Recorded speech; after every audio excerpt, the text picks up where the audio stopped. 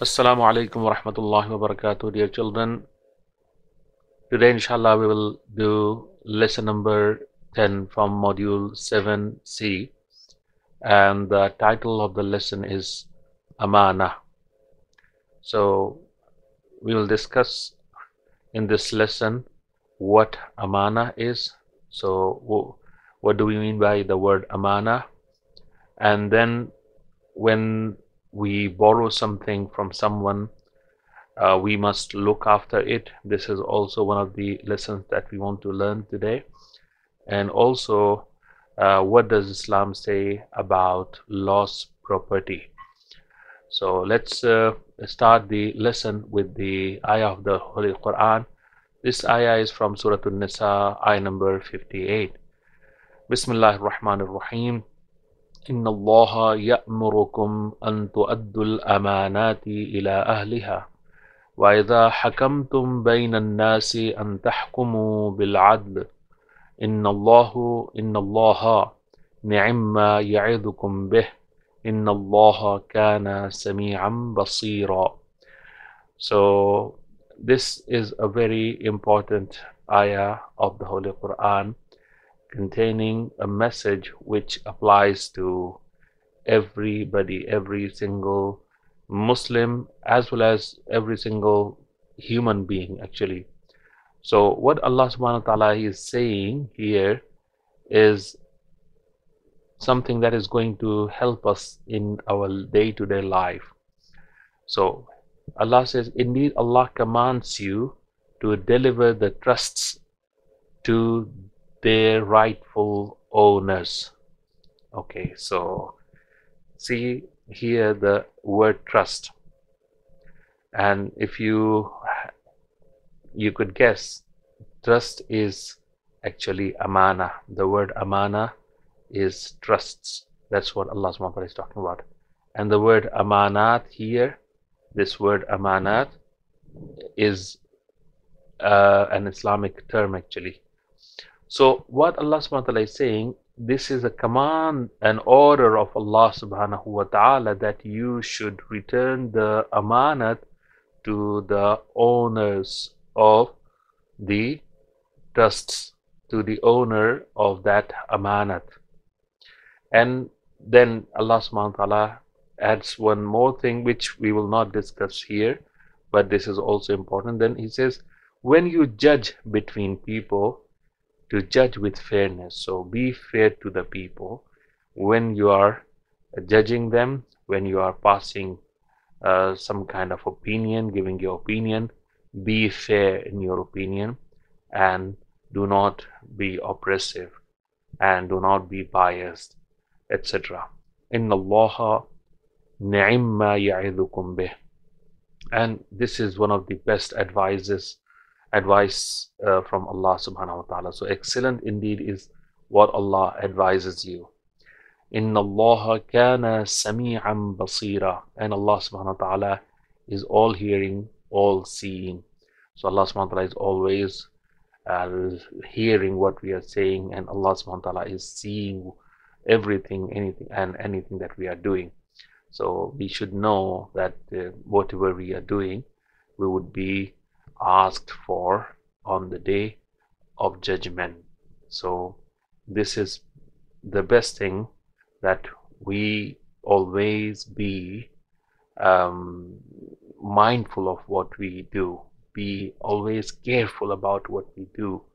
So here in this case, Allah subhanahu wa ta'ala is reminding us that yes, do not, if you betray the trust, which means if you were given something by someone and then you did not return it and kept it for yourself and misused it or destroyed it, etc., Allah subhanahu wa ta'ala is watching, and you will be asked about it on the day of judgment. And then you will have to return it there before Allah subhanahu wa ta'ala, and that would not be possible because people would not have anything with them, and so they would have to give some of the good deeds of theirs to the person whose amanat they took. and those who do not have good deeds, enough good deeds to give it to the other party whose amanah they have betrayed, whose things or stuff or trusts etc. they did not return, then the bad deed or evil deeds of that person would be then added to the person who has betrayed the trust, who has not given the amanat back to the rightful owner. So this was the discussion on the ayah. Please remember this message from the ayah and reflect on it. This is part of your lesson. Probably this is the best and most important part of your lesson. Let's move on. So before we move on, I wanted to highlight this word amanah here. This is how it is written in Arabic, and amanah means trust. Amanah in Urdu and even probably other languages is called amanat. So amanah is Arabic word which we use when we use in Urdu or Farsi or some other languages. We use it as amanat.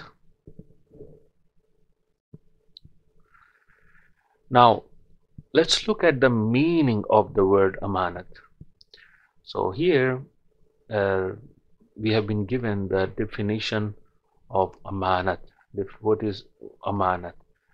So I will try and make it as simple as I can, inshallah, so that you can understand this concept of amanat, which is very important. Actually, Allah subhanahu wa ta'ala, as human beings, Allah subhanahu wa ta'ala has given us many amanat, and we will probably touch on that as well. So Allah says the lesson says amanah refers to something that is not yours but is entrusted to you for safekeeping. It could be something like money, a book, clothes, or even stationery. This item is known as an amanah or trust. So if you have understood it, it's a very good thing. You can pause the video and read it in your book, what it's trying to say. Probably the language could be a little bit difficult for you, so I'm going to simplify it for you. So it says amanat is something that somebody gives to you to keep safe. So for example, a person gives you some money and asks you to keep that money with you for him, and so that he could come back later, maybe in future, and take his money back from you.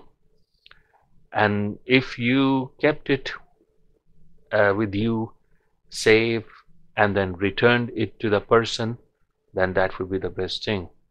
But if you did not do it, then that would be called khiyanat. That would be called betrayal of the amanat.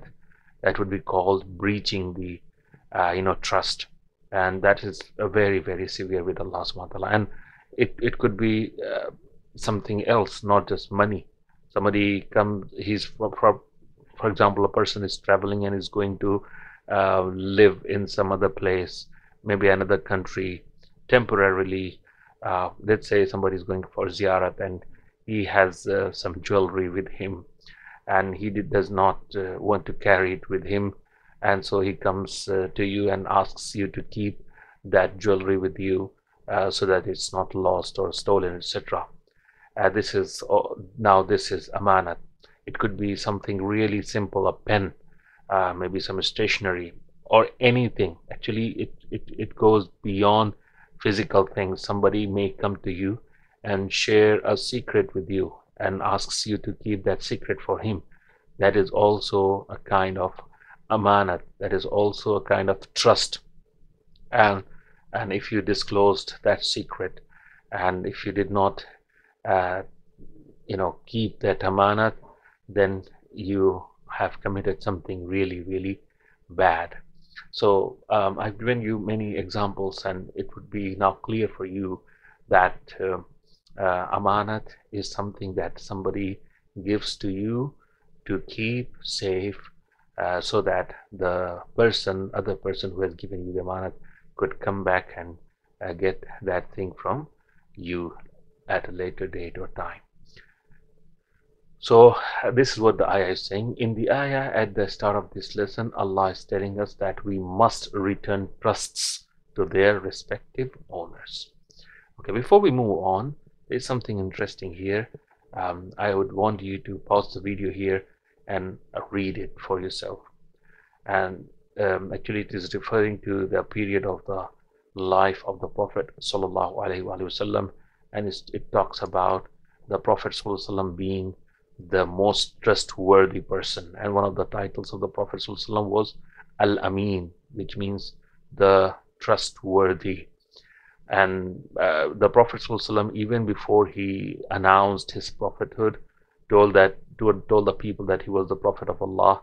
He was Al-Amin, and he was the most truthful person among the Arabs, and that's why people used to keep their valuables, their money, their jewelry, their things with the Prophet sallallahu alaihi wasallam, because they knew that the Prophet sallallahu alaihi wasallam would keep those things safe for them and take care of their amanah and return them those amanat safely. Now there is a concept which we need to learn, and that is the lending and borrowing. This happens with everybody, and there are some laws and rules, etc., associated with lending and borrowing. First of all, what is lending and what is borrowing?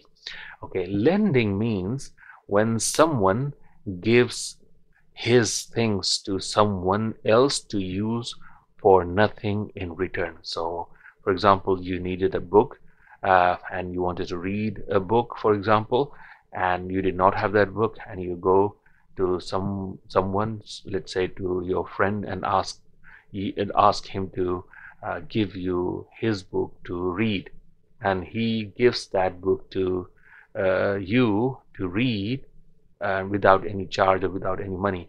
This is called lending. So he is lending his book, and the person taking the book is borrowing it. So the person who takes that book is a borrower, is borrowing it, and the person who is giving his book to read for free is lending. So lending and borrowing, these are two things which we need to understand. But it's important that the thing that we have borrowed is known as amanat. It's a type of amanat. It's amanat. So have you borrowed something from your sibling, maybe your brother or your sister, for example, or somebody else? Then you need to take care of those things, whatever you have borrowed. So Islam has laid out or given us some rules associated with borrowing. Let's look at them carefully, and inshallah this is something that I would want you to always remember. So point number one, rule number one is that the person who is lending the item can take it back when he wants to, and the person who has borrowed the item should return it at the agreed time or before that. So you should know that the person who has lent you something, he has not given it to you to keep it forever. He can come back to you and take it from you, and you should return it to him or her without questioning. You may ask for more time, and if he agrees or she agrees with you, then that's another thing. But if he or she wants it and you don't return it to him before time or at the time specified, then it would be a breach of amanat, which is haram. Point number two, if the borrower was taking care of the item and it gets damaged, the borrower will not have to replace or pay for it. However, if the borrower was not taking care of the item and it gets damaged, then the borrower will have to replace the item or pay for it. So first of all, we need to know that the person who has given you something to use, he or she trusts you. That's why he has given that thing to you, and he expects you to take care of it and keep it safe and not destroy it. So if you did all those things, you took care of that thing, but something happened, it got damaged, then you are not responsible. But if you did not take, you were careless about it and you put it somewhere which was not safe, and you used it up all and something like that, then you will have to replace the item or pay for it. Number 3, if however it was decided that the person borrowing the item would be responsible for it, then the borrower will have to repay the item if it gets damaged or lost. So this has been now discussed already. So I hope that you have understood it.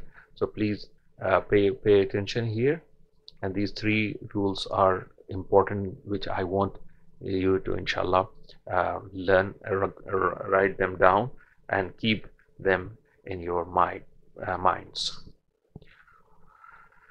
Okay, part of the lesson is this activity here. It's a very interesting activity, and it is to teach you some of the scenarios, some of the situations where you have to decide whether the person who was given the amanat has done the right thing or not. So it says, write whether the following children have done the right thing or not. Use a smiley face or sad face if they have not done the right thing. Write whether they should replace the item or not. So it's an activity that you should do, and inshallah discuss with your parents, with your siblings and others, and then get their opinion on this as well.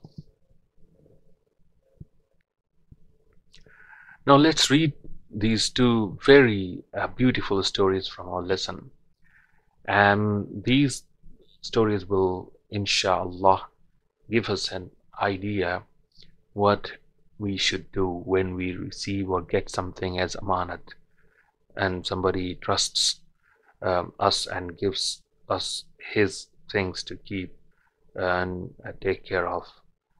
So one of the stories is from the wife of the Prophet ﷺ, Salama, and the other one is about a Jewish shepherd. So Salama, in the first story, she was well known for keeping people's amanat safely. So she was popular with the people, and she was given things to be kept with her.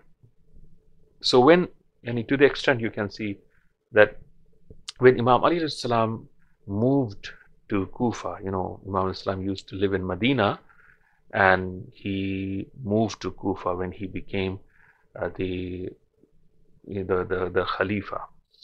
So he gave her a few letters to keep safely. Unfortunately, Imam Ali salam was martyred in Kufa and did not return to Medina. But Salama gave Imam Ali salam amanat to his eldest son. So Salama had those letters with her, and she returned those letters to Imam Salam's eldest son, Imam Hasan alayhi salam. And when Imam Hussein alayhi salam left for Karbala, he also left a few letters in Salama's possession. When he was martyred in Karbala, she returned the letters to Imam Zainul Abidin alayhi salam when he returned to Medina. So what do we understand from this story? The lesson that we can learn from this story is that even if the person is dead, who kept an amanat with you, you should return that amanat to that person's relatives, if they had any children or somebody who was related to him and was his or her waris or inheritor. So you should return the amanat to them. That's what Hazrat Salama did. Now, the story of a Jewish shepherd. During the Battle of Khaybar, a Jewish shepherd who used to guard the sheep of the Jews approached Rasulullah ﷺ and became a Muslim. He then told Rasulullah ﷺ that he wanted to give the sheep to him, to Rasulullah ﷺ, because he had so many sheep of the Jews. But Rasulullah ﷺ refused and said that the sheep were the amanat of the Jews and must be returned to them. So Prophet ﷺ could have taken that as something, but he said no, because those things are amanat, they should be returned to their owners. The shepherd returned the sheep and then joined the army of Rasulullah ﷺ. This shows that we must take care of the amanat of all people, regardless of their religion or race.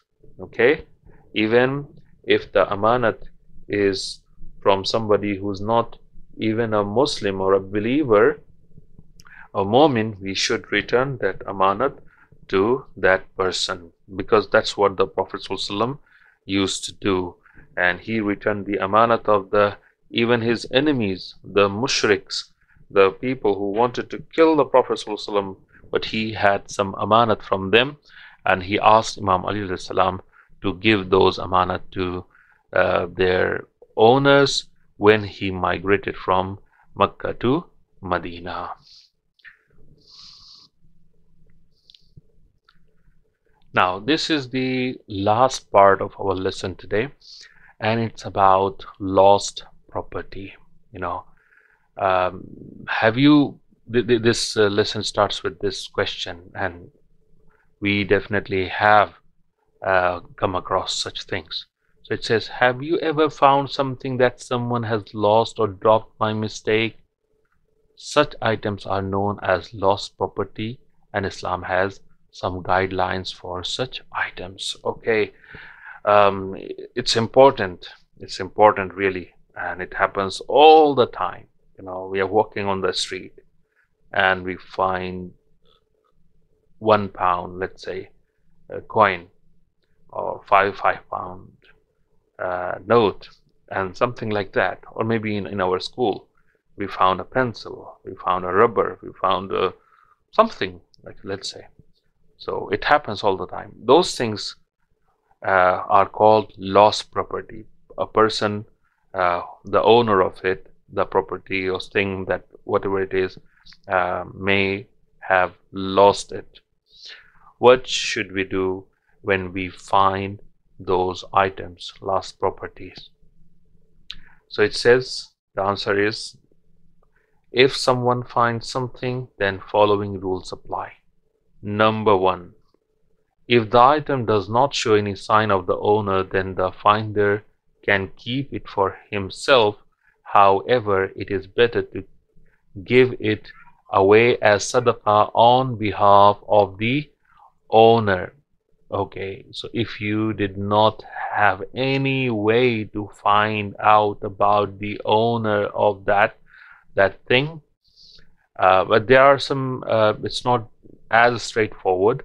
It has to be seen in certain contexts.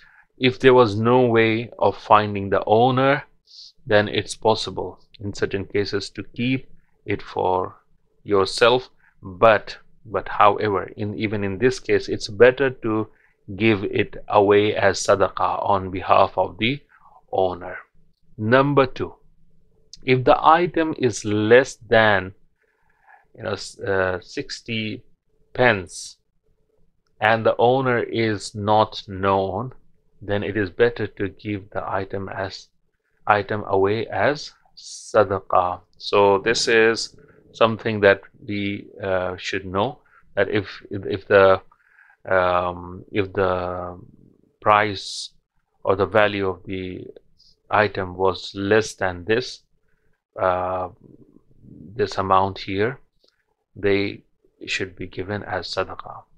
If something valuable is found which is more than 60 pence or pennies, and it has signs that may enable the owner to be found, then an announcement should be made every day for a whole week.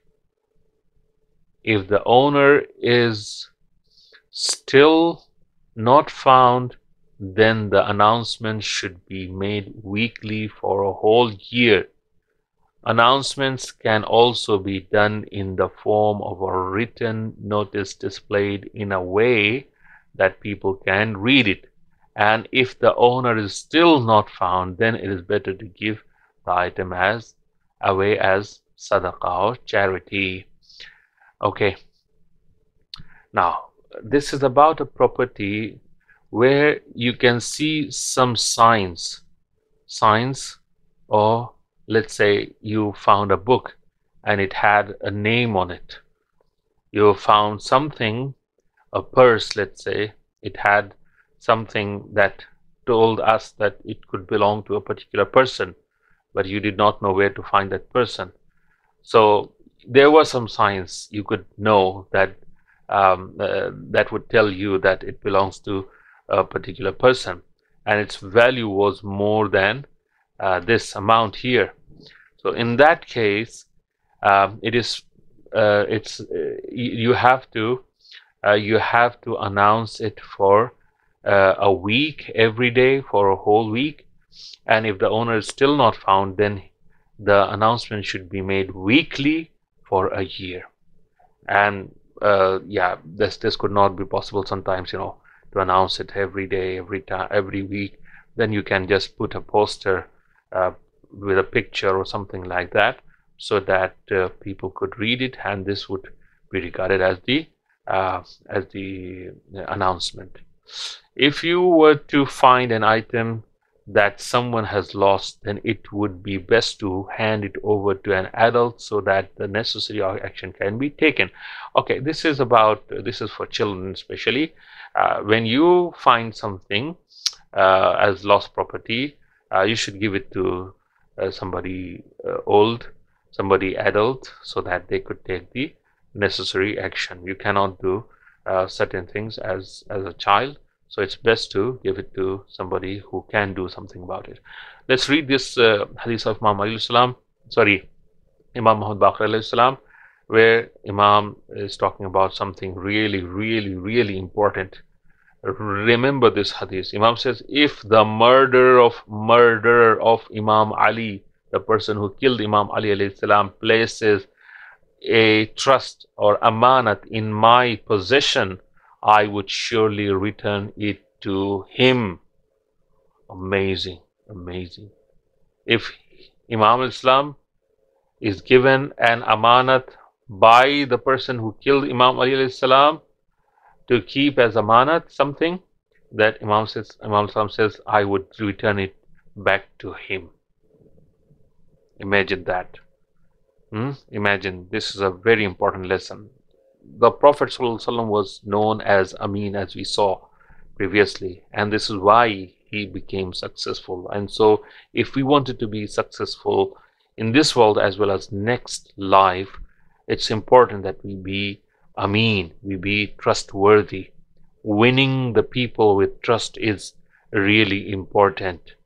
Some people may think that by being dishonest, or by stealing something, by taking something from the people and not returning them their amanat, let's say by borrowing some money from somebody and not returning it, even if the person can do that, they would become rich, or they would be able to enjoy their lives. It's not going to be the case, because easy come, easy go. When you steal something, when you breach the amanat, then that thing that does not have barakat, you will not be able to really enjoy it. And above all, you would be answerable before Allah subhanahu wa ta'ala. That is more important than anything else. On the day of judgment, maybe you got away with something in this world, but on the day of judgment it would not be the case. Allah subhanahu wa ta'ala is watching. That's why he says he is all seeing, he is Sami' and he is Basir. He is all watching, he is all seeing, he is all hearing. So we'll have to return it to that person on the day of judgment. And this should be done at home. Read these surrounding scenarios and write it and send the answers to me. So Fatima found a sharpener in the school hall. It did not have any name written on it. What should she do? Okay, to get the answer, we'll have to read this part. Okay, read this part and decide what is the right answer. Number 2, Ali found £10 note in the canteen yesterday. What should he do with this money? Decide and send the questions to me, answers to me, inshallah. And inshallah, if they are not correct, then inshallah I will tell you. And if they were correct, that's the best thing, alhamdulillah. Now, faith in action, which means when we are mu'min, we should put our iman into action. Iman is not just words, it is something that we practice, that we do in our real lives. So number 1, look through your personal belongings at home. At home, is there anything that you have borrowed from your sibling or friend? If yes, perhaps it would be a good idea to return it. Number 2, discuss with your parents about the rules you have learned on lost property. Ask them if they have ever found any lost property and what they did with it. Rasulullah sallallahu alaihi wasallam said, whoever betrays the amanat or trust is not from us. He is not one of the Muslims. Imam Islam has stated, do not betray the one who has placed his trust in you, even if he betrays you. Yeah, it's a very important hadith of Imam Ali alayhi salam. Now, did you know most public organizations such as museums, parks, airports, schools and train stations have an area for lost property where all lost items are kept? So if you found something, you should go to those places and give that to those people so that they could return the amanah to their now, as a higher level, I have told you in the beginning of the lesson as well, that when a person gives you an amanah, you must take care of it properly. Amanah can also be, this is the higher level, amanah can also be a secret that someone shares with you. Yes, secret could be an amanat as well. So explain how a secret can be a form of amanat and how a person should take care of it. So this is you would do at home, and try and explain how you would keep a secret as amanah for somebody else. So in the summary, let's refresh our memories and focus on the most important key points in the lesson. So number 1, amanah refers to something that is not yours but is given to you for safekeeping. Number 2, amanah could be something like money, a book, clothes, or even a secret. Number 3, great care must be taken when using items borrowed from another person. These should be returned in the same condition as when they were borrowed. Number 4, there are specific guidelines that need to be followed when a person finds lost property. Now test yourself, and inshallah those questions can be found on your book, and answer those questions and send them to me, inshallah, through your parents. Wassalamu alaikum wa rahmatullahi wa barakatuh.